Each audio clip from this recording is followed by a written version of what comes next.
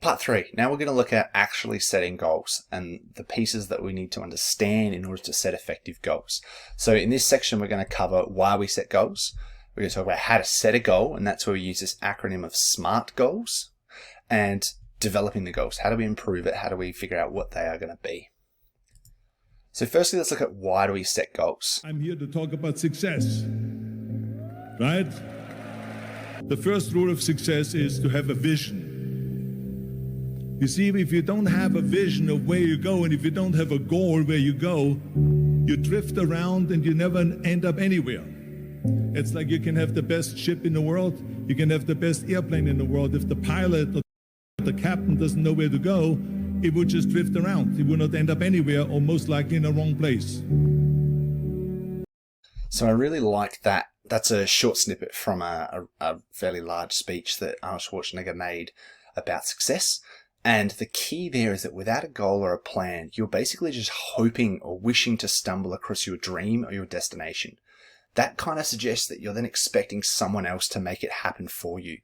I really like the analogy that Arnold Schwarzenegger talks about, where he says you could have the best ship in the world, but without a clear destination of where you're going, you're just going to drift around and never actually achieve anything. And if you're expecting someone else to make it happen for you, I've got another really great snippet from a film that I think the quote is very applicable for those people that are just assuming that these goals are going to happen for them, or someone else is going to make it happen for them. Let me tell you something you already know. The world ain't all sunshine and rainbows.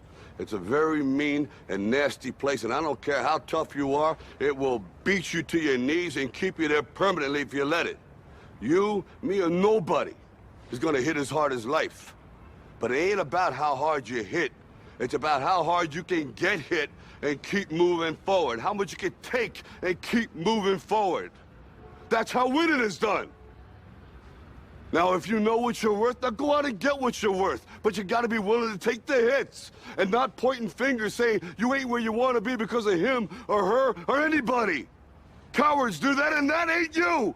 You're better than that. So let's move on to the next piece. How do we set goals? So this is where that SMART goals comes in. So the acronym SMART stands for specific, measurable, achievable, realistic, and timely. So an example of this is the specific aspect of the goal is to get my driver's license, or my ELS. It's a very clear, specific goal. Think of it as sort of the bottom level of that drill down technique. We can't say my goal is to fix climate change. That is not specific enough. It needs to be very, very specific. Getting driver's license, you can't really get more specific than that, other than to say, go and sit the driver's test, perhaps, for my ELS. But other than that, getting my driver's license, it's a very clear, very specific goal. Then you need to consider, is this thing measurable? And yes, it's measurable because I know when I go and do the test, I'm either going to get it or I'm not going to get it. There's no sort of ambiguity there. It's not like, well, I can't really tell if I got it. You definitely know. And you've got a bit of a time frame here, which is more linked to the end bit. Is it achievable? And you go, well, yeah, it's achievable. It's definitely achievable because I'm in this case, turning 16 in March. So that gives me 2 months to pass the theory test beforehand. And because I'm turning 16, that's the age it's required to get my ELS.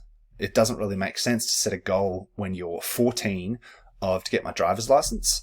Yes, it might be to get my driver's license in 2 years' time, but there's not really much point in even thinking about it when you're 14, because you can do it basically the year that you're going to turn 16. And it's not achievable when you're 14 because you have to be 16. So then I go to the realistic part. Yes, this is realistic, both in the time frame that I'm going to set, but also the goal is realistic, because you could say, well, yep, the learner's test is not that hard, given that I've set this goal 2 months out from it, and I consider myself quite good at studying for tests. I'm very confident that I'm going to pass this test. So yep, it's realistic.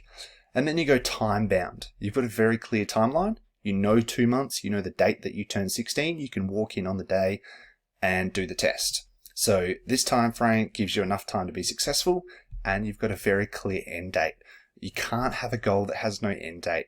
If you say my goal is to be wealthy or be rich, or however you want to phrase it, obviously when you think about the phrasing, it needs to be specific. So if your goal is to be financially stable and have paid off your house, you need a time frame with that. You can't say, I'll just leave it there and, before I retire, because you don't know what age you're going to retire. your retirement age might be affected by how quickly you can sell off your house. And then how do you track the goal? Without a time frame, you can't say, I'm halfway there and I'm not even remotely close. I need to change something. You definitely need that very clear time frame. So then developing your goals. What I want you to think about is, what goals do you have for this year, for next year, or in the future? I want you to think about how these goals will help me to create my pathway plan, as in get you to the career or get you to the future or the lifestyle that you want to have. If you want to be one of those people that just don't work and live off of a rich person's salary and just stay at home and live it up, fine. But how are you going to do that? You need a clear goal of how you're going to do that. If you want to be a very self-successful business person, start your own company or something like that, you need this process. You need to figure out, how am I going to get that process? Then I want you to think about, what can you do to make these goals happen? So this is starting to break down into those little achievable pieces, those little checkpoints. What can you do? And for this, I want you to use the planning cycle or the drilling down technique to break this down. So in the question to answer, I want you to try and follow either of these processes, either the drill down, break it down into those manageable chunks, or use that planning cycle process and clearly state what each of those steps are. What are the variables? What are the options? All of that kind of stuff.